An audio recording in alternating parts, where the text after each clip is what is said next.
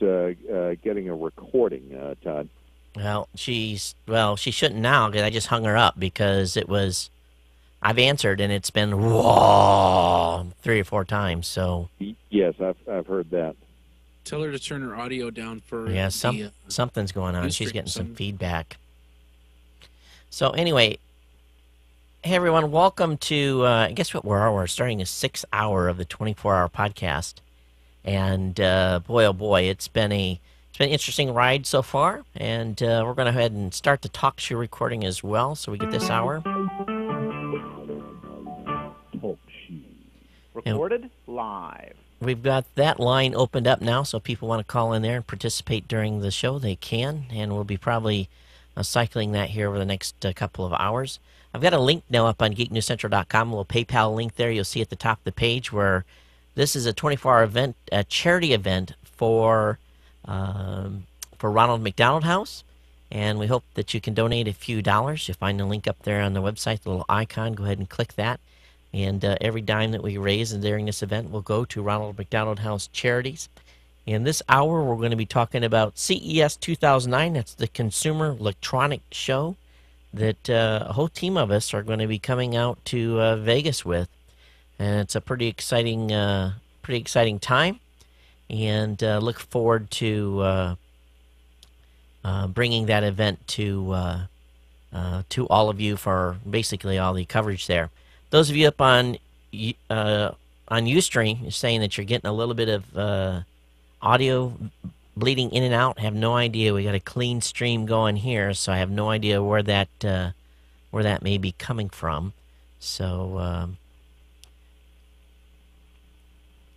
we've got. I'm just reading messages here on instant message. So hopefully it clears up. This is definitely, if it's blurring, it is definitely an issue over on Ustream's side.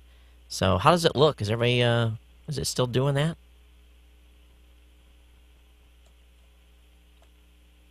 Yeah, I do get a hit every 30 seconds or so. Yeah, that's odd. Oh, on Talk Show? No, on Ustream. No, on Ustream, the video. Oh, I just saw it on my backup feed too. Yeah, it's like it's that's weird. Oh, okay. Yeah, I can see it too. Is that an autofocus thing on your camera, maybe? No. Oh, there it is. She's better now, coming in. I have no idea. It's not autofocusing on my side. Let me change the camera. The only thing I can think of, it's Ustream causing an issue. It's awful annoying, though. Might be an electrical thing.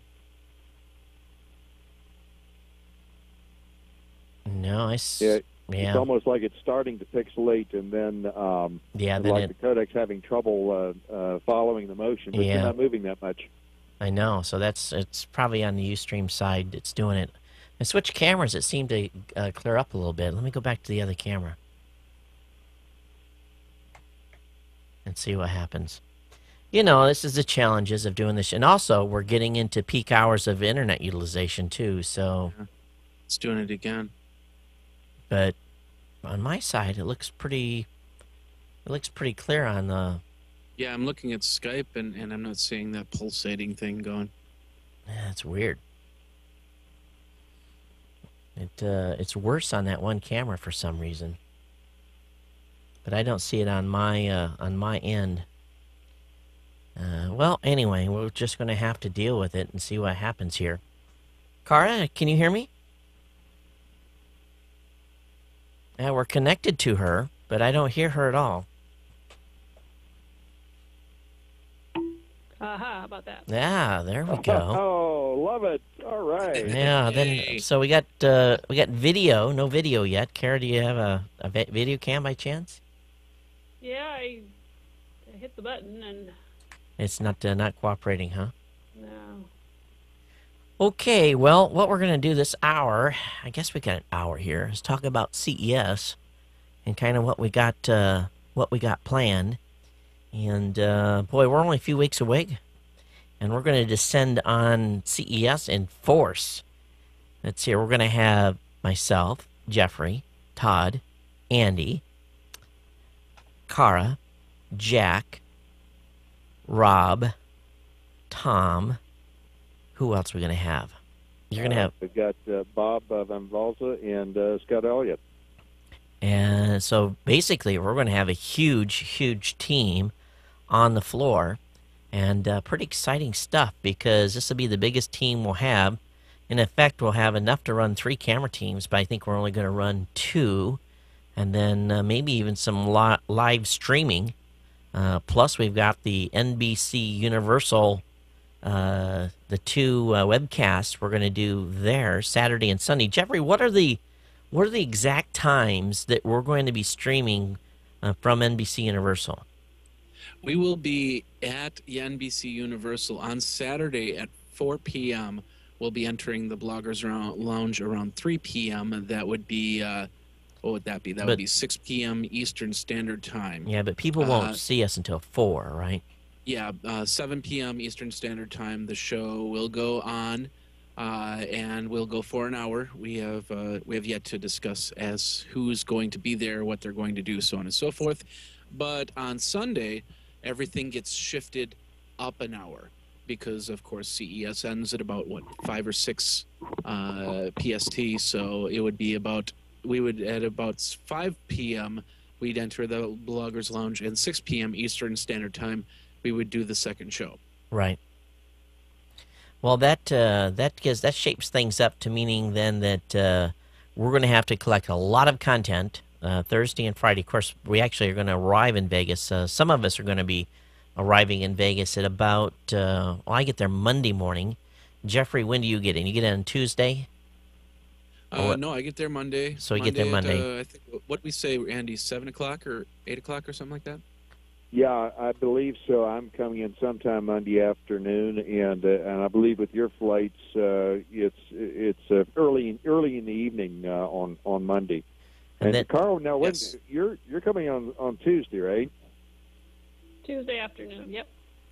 And I think the majority of the rest of the team are coming in on Tuesday. There's a few coming in on Wednesday because we didn't need as many people there in those early days. I know that we're going to have a first appointment is Tuesday, 10 a.m. Car from Seagate is going to pick us up at the Monte Carlo at 9:30 a.m. So we got to be ready to be lock and loaded Tuesday morning for our first interview with Seagate at one of the hotels there. And there, hey, we're gonna be cruising. They're gonna send a car for us. So that car might be a Volkswagen, but we'll see. They're gonna send a car for us. I guess so. Our viewers and listeners are probably familiar. Of course, they're familiar with Todd, with you and me, and then with Jeffrey joined us last year. But I really ought to provide an introduction for Cara Karsten, who's going to be joining us for CES for the first time. Cara and I have worked together for a number of years, and she is an adventuresome type person, and actually first was kind of thrown into an on-air responsibility about almost exactly 1 year ago. What were you expecting when you showed up at that Content Management Association event there in Denver? Good question, Andy. I had, just to let everyone know, I had only moved to Denver about a week before, and I saw Andy on LinkedIn saying that he was going to be in Denver doing a show. So I let him know that I was living here now. Maybe we could get together. And he said, well, why don't you come on down and help me? Or maybe I volunteered to come down and help at the show. And I was thinking I would be schlepping equipment or behind the scenes watching his stuff while he was out wandering around doing interviews. And about 5 minutes into the show, I was on the other side of the camera. and you did really well, and you probably did better than had I told you that I wanted you to do interviews, because then you would have gotten nervous. So it was all set up all along, huh? Yeah, pretty much. And then you had a chance to meet Jeffrey, I guess, in Chicago then when we did the other event. Right, and then Vegas again for, hey, who's that? I think that's you. Oh, that big fuzzy dog. So Jeffrey had a picture of you, so he put it up. So since we couldn't get your video, he was nice enough to put that up on the screen for us. So Thanks, Jeffrey. Well, I try. Yeah. So are you I owe you excited? one. So, Sakar, are you excited about this little adventure here we got going? This one today or the one in about 3 weeks? well, probably the one in 3 weeks, but this one's turned out maybe more exciting than we had planned. Yeah. Sorry, my video's not working. I was nervous about that, and now, honest, I tried to start it up. I'm not faking failure here. It's not the first time okay. it's happened today, so don't worry about it. yeah, we've had all kinds of fun challenges today. So, I guess for everyone that if you haven't followed our content throughout the past, is this our 4th year, Andy, or 5th? 5th. Hard to believe, isn't it? Yeah. So basically, this started out.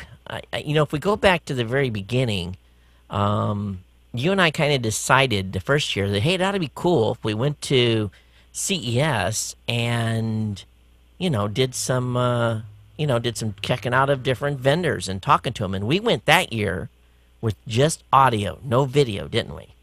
That's right. And I think the thing was to kind of give people, at that time in the podcasting world, you had this thing called sound seeing, where you would go out into an area and just ask people to imagine what it was like in the area that you were walking through. And maybe this was a sound-seeing tour of San Francisco, where you'd walk along and describe, and you'd listen to the traffic noises and all of that. And that was what we wanted to do at CES. What was it like to walk through this wall of noise and get some idea, a mental image of what this trade show was like, and that was kind of the content that we had that first year. Yeah, and we did a huge number of audio interviews, and that first year we were trying to figure out how we're going to, basically just Andy and I hump all this gear around, and I very early on decided. Well, actually, I had a Marantz MD something. I got it back here on the shelf, hooked to a wired mic that was like looped and run a strange way, and then I had a wireless mic on, or another lapel mic on me and the audio. We learned a lot that first year, and the content was great. Got great downloads on it, but the second year he said, okay, we got to bring video to this. This is just too much of a scene to be seen without having video. So I had purchased my first HD camera, and I took the HVR. Matter of fact, it'll probably be making its trek to CES again, the HVR A1U, and we used that camera with a wireless mic. We got all fancy the second year. We thought we were. That was Hitachi year, wasn't it? No, it was the Sony was the second year. Yeah. Okay. So then Hitachi was the third year? The sponsor was Hitachi the second year. Yeah. Yeah. Mm-hmm. So we thought we were king on the hill, walking around with our camera. And, of course, we've got a small, low-end prosumer HD camera, and it seems, here's the funny thing. The bigger the camera you have, the more attention you get. If you're walking with one of those big ones with like 3 feet on your shoulder, and you got some poor sap sweating trying to hump this 50-pound camera, you get all kinds of attention from the show floor people. But we had my little 4-pound Sony HD that we had to change a tape out. And that was just tape. I didn't have any hard drive recording capability. And so we got a little more attention year 2, and we did probably 100 interviews, I would think, right? Well, we were already getting attention. Yeah, that's true. Because we had showed up the first year in fishing vests. Photog vest. I like to say photog vest. Well, they were supposed to be photographers' vests, but I think that all we could find online on short notice were things that from Cabela's and so forth that actually turned out to be intended for fly fishing, but we didn't even know the difference, you know. So that was that was what we had the first year, and then we wore them again the second year to carry batteries and water and all this other sort of equipage that we needed. Jeffrey, are we watching a car show or something? I see you're on looks like a screen. We're flipping through pictures of last year's CES. Oh, I should have put that up on the screen. Why didn't you hang on here now? When you do something like that, you got to tell me. So, anyway, we did. People started to recognize who we were, and being that this was the second year, and really from then on, it's been like we almost get mobbed when we get to a certain, by certain vendors. They grab us because they know that our strategy, our deployment strategy, has resulted in them getting a lot of customer feedback, a lot of customer reviews, and we're employing some new strategies this year that are trade secrets that I'm not going to reveal, that will really help the, how should I say it? It will improve the SEO, and it'll also get the vendors a lot more exposure. But this year we're going to be going with 2 full camera crews, and all our cameras are basically going to be recording to the hard drive, which makes it nice. I've got a new Panasonic camera here that I've fell in love with. It's it records to a 32 gig SD card, and it's a Pro HD camera, and it's got 2 32 gig cards in it. It's a GY-HM100U. I'll bring it up on the screen here real quick. But it's not very big, but it the content goes straight to Final Cut, and it's got some special designation from the Apple folks. But JVC made this camera specifically for folks to edit in Final Cut. It can be used by anyone, but it .mov format, H.264 at 30 frames per second. And it will be an amazing camera to have on the floor. And then we'll have my Z1U, which will have it's a tape recorder, but I've got basically a little box that attaches to it that records it actually records in to a hard drive in .mov format as well. So no more pulling tape or anything like that when we get back from shooting. Hang on just a second. I think I'm going to have to close the door here. Okay.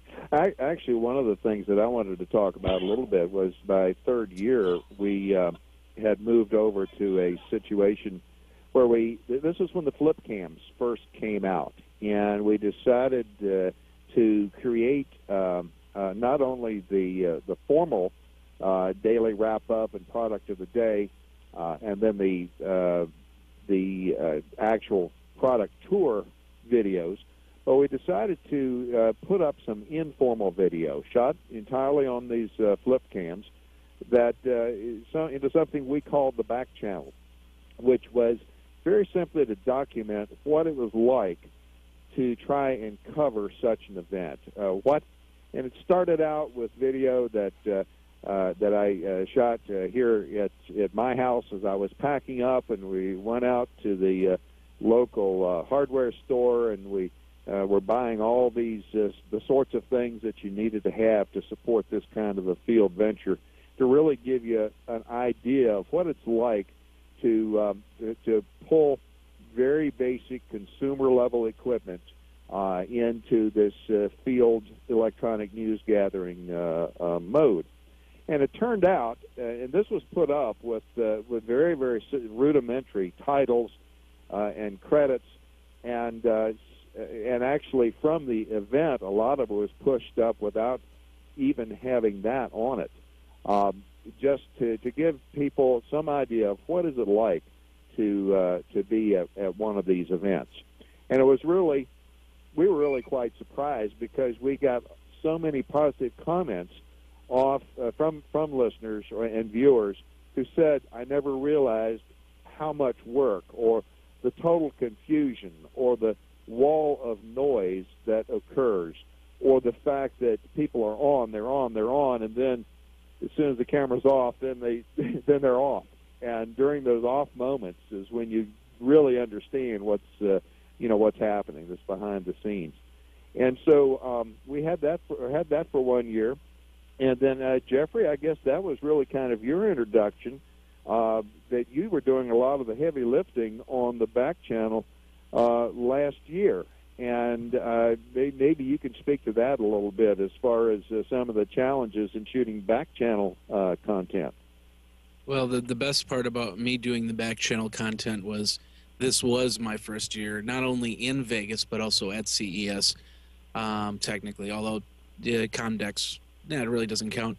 Anyway, so yeah, it was the first time in Vegas, first time at Comdex, or CES, and just really kind of was completely enamored on the whole thing, and so I was able to move around a little bit more freely. Therefore, I got to do a lot of this stuff. Plus, this little thing right here. I don't know if you can see my mouse or not. Should be able to. It's the snake that we had hooked up the back channel to, so I could pretty much turn on the recorder, walk around, and not have to do anything except try and adjust so it would get people's faces instead of their chins, and go around from there. So you're going to see some pictures here really quick. These are the pictures at NBC Universal, which I wanted to point out because of the fact that we will be doing the 2 shows at NBC Universal. We'll also be at the Blogger Lounge, it's a great thing. In fact, they even gave us machines to blog on, which was pretty cool. So John has graciously asked us to come back, and we've of course accepted. It should be a great time over at NBC Universal, and we've got who do we got here? We got John, and there's Rick Calvert from Blog World.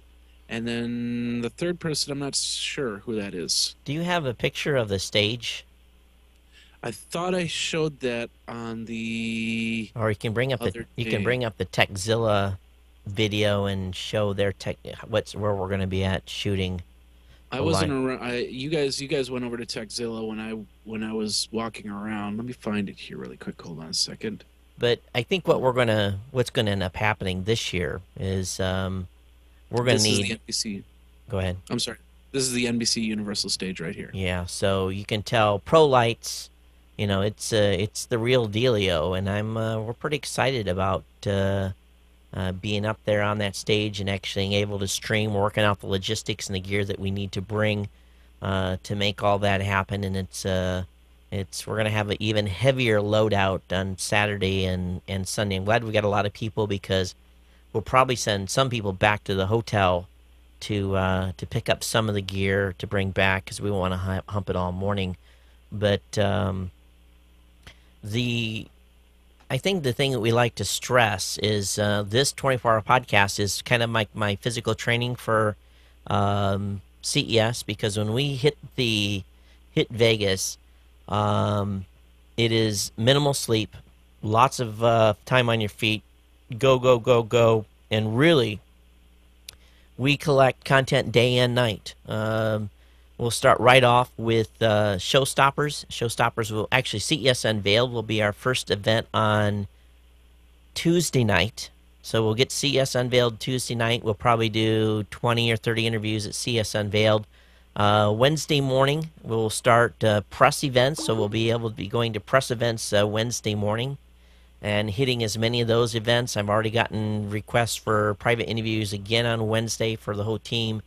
Wednesday night will be Showstoppers, I believe, or is it Digital Experience? One of the two. So we'll be at that event that evening.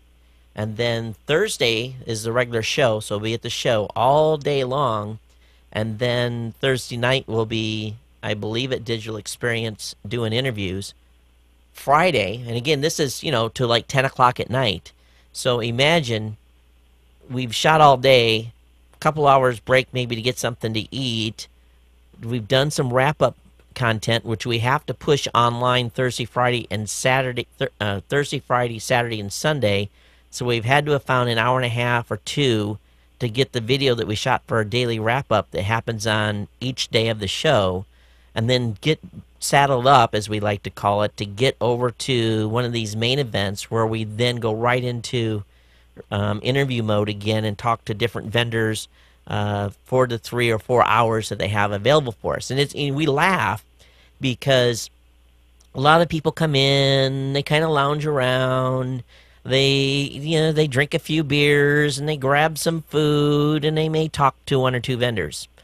We're in there to collect data, to collect interviews, to talk with vendors, and we're a-moving. It's no lollygagging around. And I think what we've allotted ourselves in years past is the last 15 minutes of the show, we go graze on whatever food's left, maybe partake an adult beverage at the very end of the night if there's any left. Usually we're grazing on what food is left over. And all in a pure, in our job during this event is to find the content that you all are expecting us to see. And that content has paid off hugely.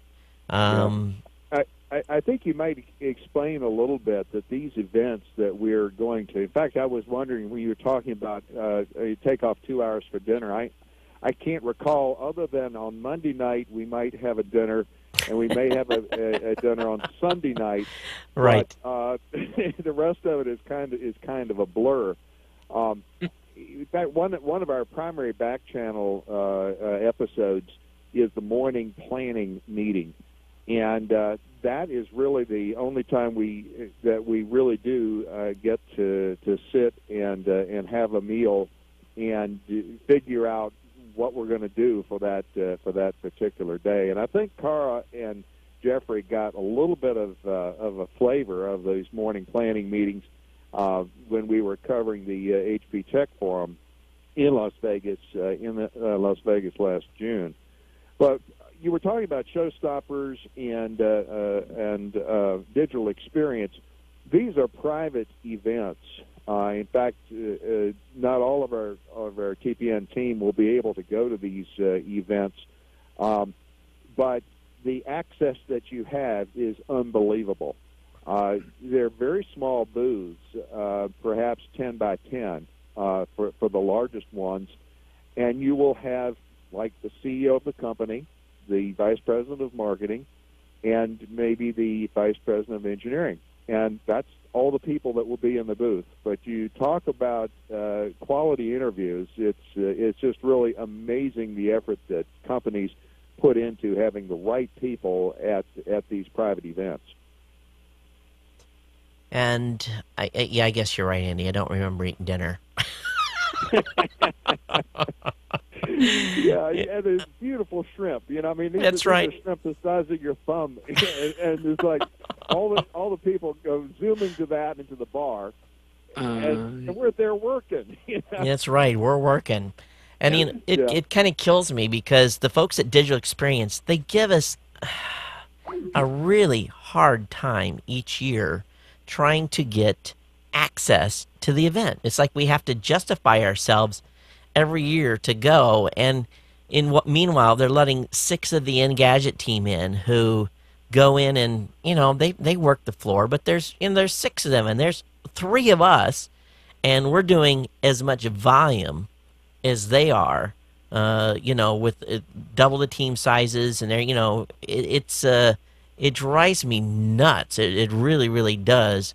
And considering the amount of traffic that we have delivered in previous years, and in the millions of downloads each year from the content that we put up.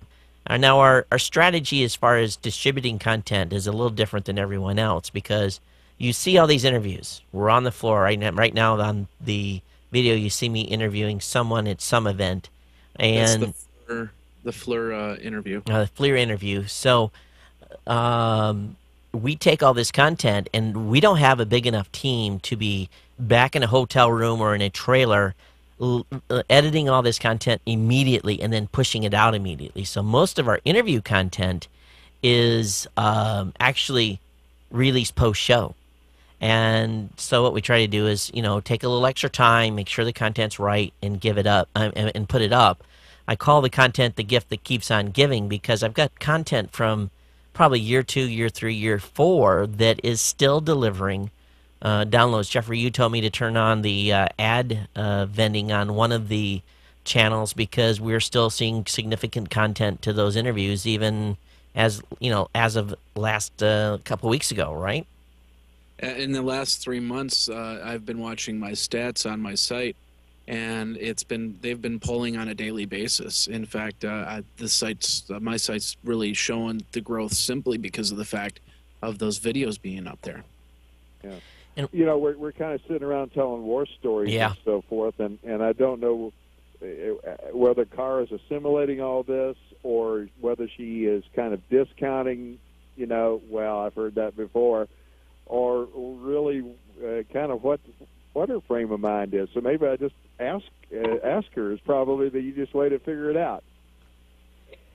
Oh, I've heard your stories. They're all true. Yeah, and I go back to the food thing that you were talking about. I have no reserves myself, so I will have to be plugging into food a little more often than you guys will. I was gonna warn Todd about that because I was really kind of surprised how much of a food hound you are, at these events. Well, I think we're going to have enough people that will be able to cycle people in and out. I don't think that's going to be an issue. And some of the evening... Go ahead. Andy's talked in the past about one of his former team members who often would disappear without announcing where he was going, and they knew he was off chasing tall, dark women. So if I disappear without announcing my disappearance, it's in search of food. Yeah, we had a great... Go ahead, Andy. Yeah, exactly. I'll know that the car has gone off on a food run, where in some years past there's been other likely places where you'll find team members going off to. A certain cameraman who had an affinity for It was amazing, and it was it was a lot of fun. But Cara, one of the things I wonder about. Because you've had a chance to be the camera person, you've been in front of the camera doing interviews. You've certainly done the situation where it's more of a sit down sort of thing. But do you have an area that you prefer to be in at these shows from an interview situation? Well, it's more than just the sit down. The difference, the other difference is we always had prep time, so we always did a pre-interview interview to kind of script out what we were going to talk about with the people we interviewed at the previous shows I've done. So that to me is going to be the hard part. I'm not on my think on my feet real quick kind of person, and I was thinking this morning about all this, and I don't have the on-air personality that you guys do. I think of Jeffrey in Vegas earlier this year, sitting on the stage on the platform of one of the booths at the end of the night, taping himself, and there's just an enthusiasm there that I don't think that I have in front of the camera. But I've got evidence. I've got actual taped evidence that you're wrong. Because there's a couple of interviews you did there with at HP at the Tech Forum that you just slipped right into it. Now I don't know. I guess you did have a little bit of time to sit down. I'm thinking, was it C-Cubed or something or something? The programmers. You sat down and kind of planned that out a little bit beforehand, didn't you? Yeah, we had prep time on that one too. Yeah. Well, I'm wondering, Todd, since we're going to have larger crews, if we're maybe going to be able to approach this in a little more organized manner than this gonzo stuff we've been doing. Well, I think, it's, you can get lost from the crew by walking 15 feet. It's really, you go 15 feet away from the crew and boom, where are you guys? You hate to say it like that, but you'll be up, certain, depends on what the traffic is, too. I think Saturday and Sunday will have a better ability to stay together and maybe work one booth ahead of the interview crew. But even in the past, Andy, we have stopped, and when we're going to talk to if we decide we're going to do an interview with a group, it's not like we just push record. We do have a few minutes to look at the product, maybe get some ideas, ask a few pre-questions, make sure we got the person's name right before we say, okay, let's go. One thing, Cara, that you'll have to understand is most of the people that are at CES, most of the vendors, especially the big vendors, not necessarily the small vendors, but the big vendors will have had teams that are practicing right now. They have said, we are going to have Project X with us, and they will have been taught that as they bring up Project X or they talk about Project X, if they are supposed to point out these specific features, it's supposed to do this, here's the price point, here's where you find it, they will do the majority of the interview questions you would normally ask them for you. And then where the challenge is for us is to get a little deeper down in the weeds. And if you think, okay, that's cool, but, would I really have this in my house? And if I would it be because of this, or is this just a nice-to-have item? Is the price point too high for the product? That's the kind of stuff you're going to kind of have to realize as you're talking to these folks, and then be able to kind of hammer them down a little bit with. Some of the interviewers, you're going to do stuff, and I mean, it will be strictly because a person has been super aggressive in wanting to do an interview, and you kind of relent and do the interview anyway. And the product will be so, what's a good word for it? You'd never pay money for it. That's right. You never pay money for it. No, you would never pay money. You wouldn't take it if it was free.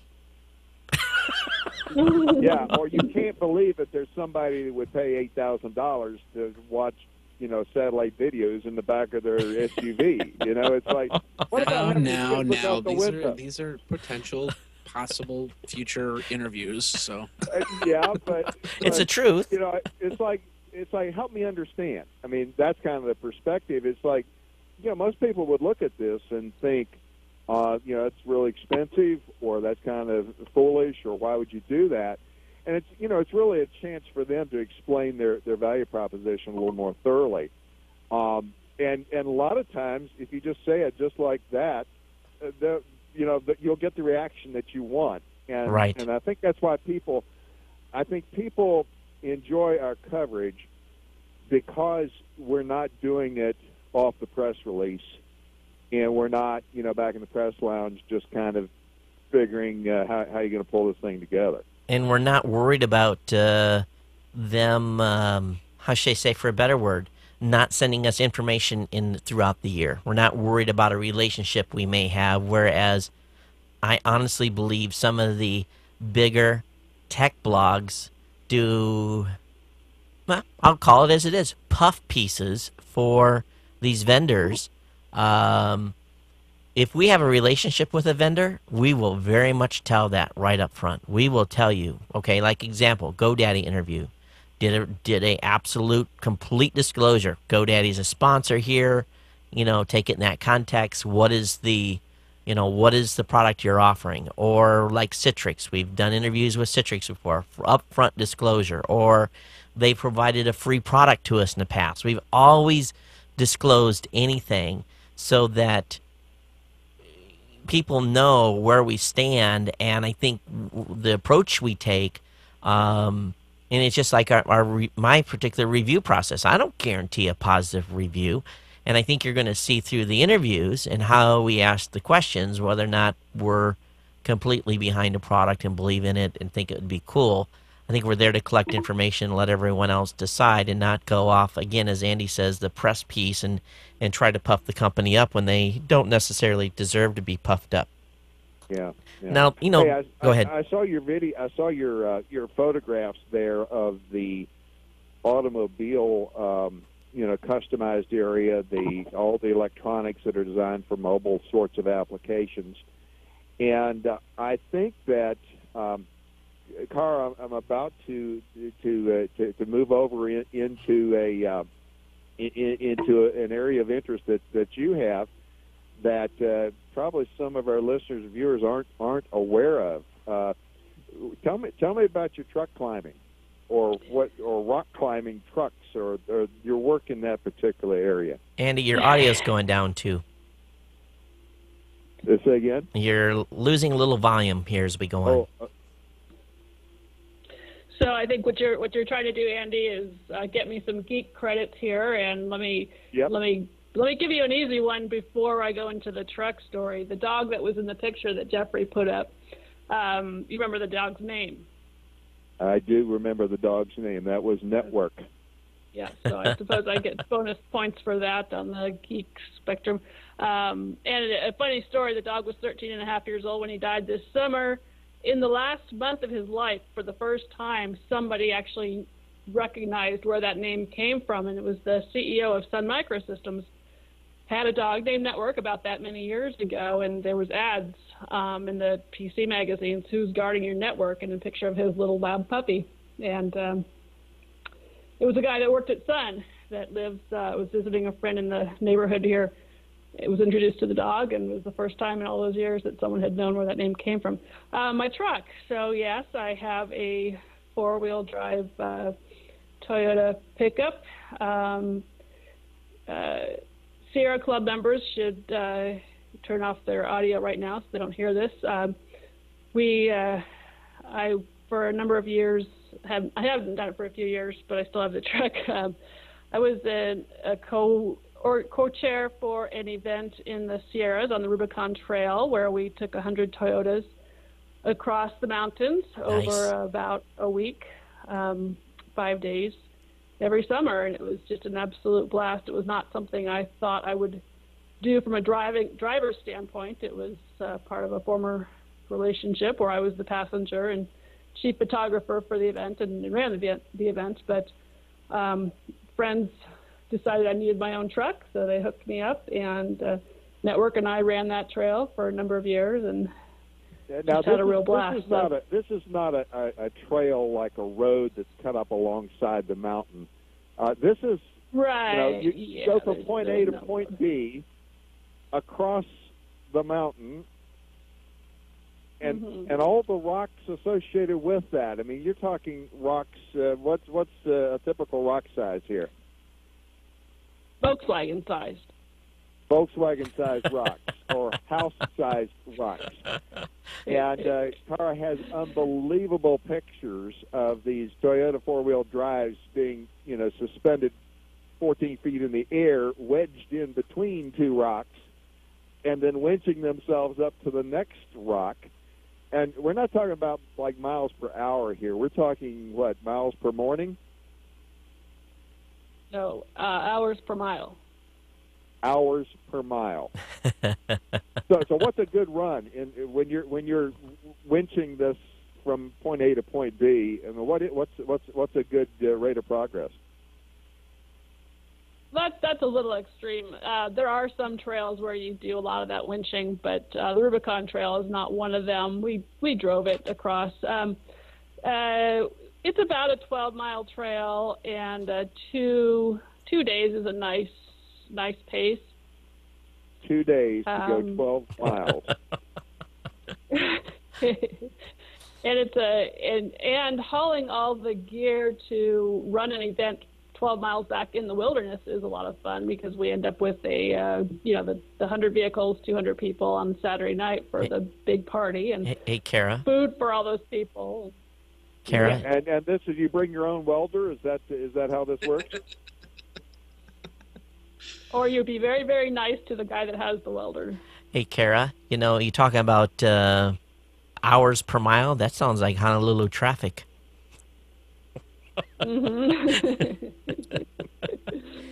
Yep. Yeah. It's a great trip. I miss it.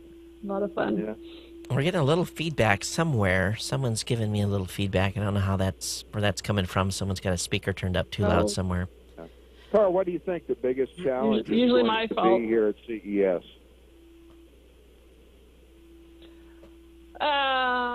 It sounds like staying together. I think we need ropes around our waists to keep us all tied together. Reminded me of a ski trip I did one time down some top of some mountain in the Alps, where they had to tie us all together so that we wouldn't drop anyone off the side of the mountain. Yeah. you recognize that some of us in the team here have a little bit of ADD kind of tendencies.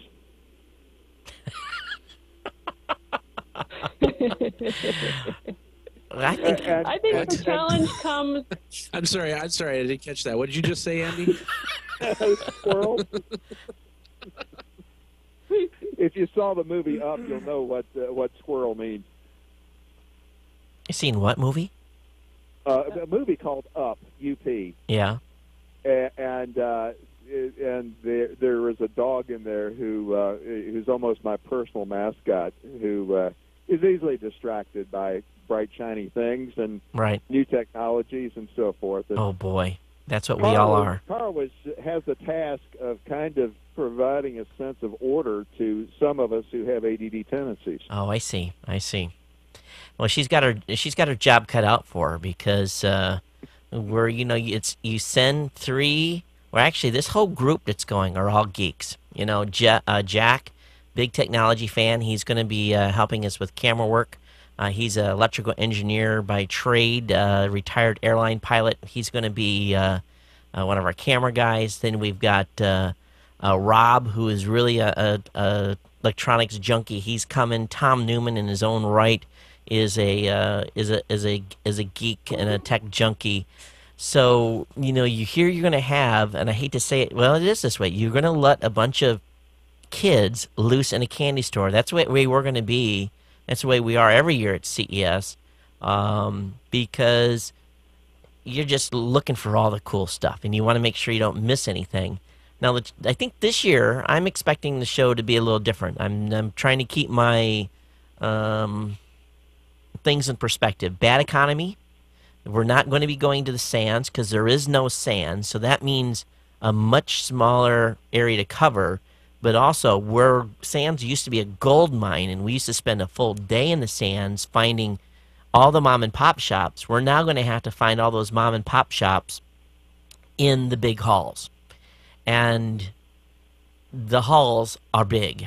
I mean, you look at the blog world, that was just that wasn't even a third of one portion of one hall. And so, yeah, it's...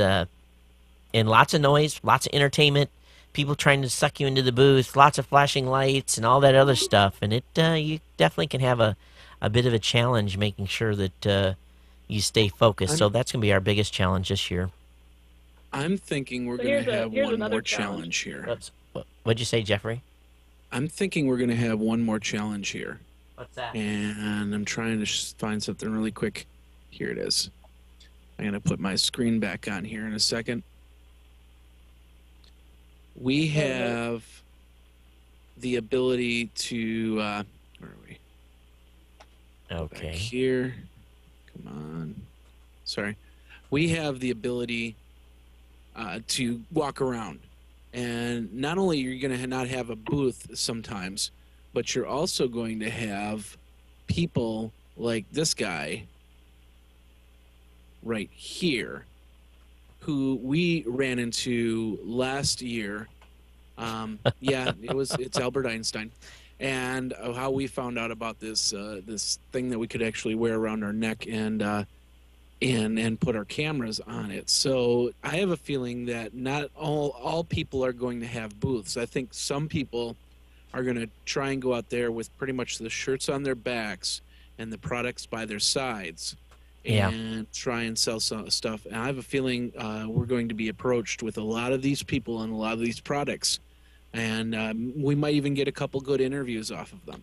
I think, too, we're going to see a lot more suite action. We're going to have to dedicate some time for some people going to suites to see some of these companies, because some companies are not going to have a show floor presence. And the only way we're going to get to see them is going to their hotel suite. And I cringe when I think about that, because casinos are big. Usually the rooms are not necessarily close to the front door. Suites are usually in the back. So, you burn 90 minutes. Easy 90 minutes. Hour in the suite, 15 minutes getting in, 15 minutes getting out, standing in a taxi cube. So we're really going to have to pick and choose our suite interviews really, really close. And maybe what we do is, maybe that's what we have a third camera crew for, is to go hit those suites when they're up. But because some companies have opted not to spend for the $15,000 on the booth, they spend $15,000 in a suite, and that's the only way you're going to get to see them. Well, the bigger thing we're going to have to do is we're going to have to find something to, as far as I know, as far as we all know, the group that we call Center Stage, which you guys have been using for a couple of years now, there has been no word as to whether they're going to be here or not. And last year, that was pretty much our savior for uploading a lot of our video. Yeah. So we might need a new savior this year, or hopefully the hotel will be better. I think we'll spend a lot of time in the Blogger Lounge after the show, pushing until they kick us out. I'm sure that's what's going to happen. Let me give you... Cara, you said that there was another challenge that you had in mind or a concern you had? Yeah, it's by contrast to the rest of you, I am the ultimate non-techno geek. So the challenge for the group will be to find a product that excites Cara. Right. Yeah. I know you have your end of the day wrap up where everyone highlights their favorite product of the day. I think if we look at, based upon my emails, I have 91 separate invitations for meetings right now to date that I have broken down by category, and there's just no way I could do 91 separate meetings and burn the whole week if I responded to every one of those. But some of them, here for example, Nyko Technologies, new line of gaming accessories and peripherals, automatic delete. Don't want to talk to them. Did you get the one on the pan, tilt, and zoom for your flat screen TV, so that if you move from the sofa to the chair, you can tweak your TV? Yeah, I got that one. Yeah. And then there's good ones. Stuff. Yeah, like Clearwire has asked us to come in and talk to them. Kodak. D-Link has asked us. D-Link, NVIDIA. Power Mat, that we've talked to them several years. But, it's not the companies that we've talked to in the past that we necessarily want to talk to.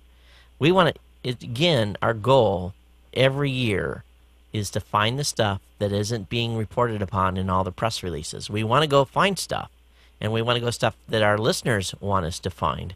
But I'm not, I don't feel obligated to go give Company X an interview because we've done them interviews before. They don't have nothing new and exciting. Why do we want to talk to them? Just keep on moving. Yeah. Actually, Cara, I think you're going to provide a good sanity check, because if there is a product that you think is particularly cool, or something that you'd say, I'd buy that, and here's why. I think a lot of people are very interested in somebody that can kind of filter the novelty, which maybe some of the rest of us on the team get easily attracted to. So I think I think Todd and I have talked about this, that I think Jeffrey has added a whole lot to the team, because he just has a different way of looking at things, and I think that's the wonderful thing about having different individuals here, so we get some variety. And also, you're going to bring a ladies' look to the, because, there's be something there that excites you as a woman that I would say, whatever. And, so we'll definitely want to be on the lookout for the stuff that, because we do. All of our shows have a good portion of ladies that listen to the show, and we want to find stuff that interests them, because, I might find a special technology-based handbag or something like that I might, pass on, but you may say, oh, I could use one of those. So who knows? Who knows what's going to, so again, I agree with Andy. It's a completely different perspective. Yeah. All right, folks, we're almost to the top. Boy, the hours went quick here. We could probably talk for 5 hours on this topic alone. I'm excited about the event. How about you guys? Oh, yeah, absolutely. Very, very much so. I can't wait to get out there and get some new interviews going and just meet a whole ton of new people. That's what it's going to be. Ask me the same question, or let's ask each other that same question Sunday, January 10th at 9 p.m. That's when we need to ask each other that question, because we'll probably want to like Vegas, we won't even want to be there at that point. But for those of you that are watching right now, the CES coverage will start on January 5th with some videos going up. Daily wrap-up videos will be January 7th, 8th, 9th, and 10th, where we bring the hottest stuff we found that day along with basically our product of the day. It's a product that we found that day that's the coolest. We'll have 2 live events for you coming from NBC Universal Stage. There'll be live stream events probably here on Ustream. We'll announce that ahead of time. We're going to have vendors in to talk to us, probably in rapid fire motion. This will be a goal this year, is to probably have a little prelude intro, a little bit of a closure, but at the same time bring a bunch of product managers up or CEOs to boom, boom, boom, boom, talk about products both on Saturday and Sunday. Again, the first streamed event, Jeffrey, is 4 p.m. to 5 p.m. Eastern on Sunday, then 4 to 5 p.m. Pacific. 4 to 5 Pacific on Saturday. 7 p.m. Eastern time. 7 Eastern. And then on Sunday will be 3 to 4 Pacific, or 6 to 7 Eastern. So we'll be putting information about that up on the websites, and we'll probably have some live stream views throughout the show. We're still trying to figure out if we're going to be able to live stream during the day or not. It'd be exciting if we could. Depends on how good that WiMAX network is. That's a fact, and it's all about bandwidth. I'll have that right in my backpack. Yeah, we'll be. We're all going in there loaded with bandwidth, but the problem is you get that many geeks in town, and just like AT&T is telling us to conserve bandwidth, which we all should not be. Use your iPhones. Use all the bandwidth you can. Make them pay for what we're using, and but we'll be testing their network to the max, and yeah, it'll be interesting to see if we're going to be able to get all this stuff pushed out with if there's no center stage this year. Yeah. Well, Cara is becoming a confirmed Verizon user here. She's seems like everywhere she wants to go, the AT&T is not cooperating. Well, Verizon EVDO, up until I got my new Sprint EVDO card, which is also doubles as a WiMAX card, was better. Sprint's was better, but right now this new Sprint EVDO card that I have, Verizon's on top, so it's a pretty sad situation. Don't know what they're going to do there.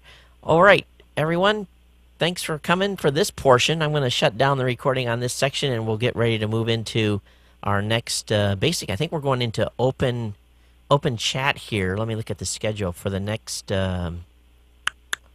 30.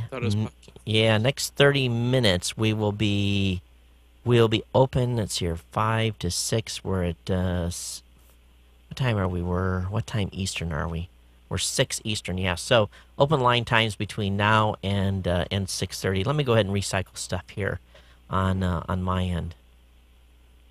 And again, this will be open chat for everyone to just chat away. TalkShoe line is open if you want to call into TalkShoe. 1-724-444-744. Caller ID number is 10832.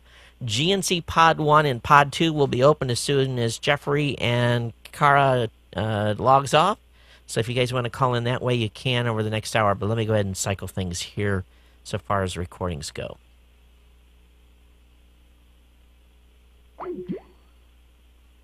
While he cycles, I'll go through the this hour's code.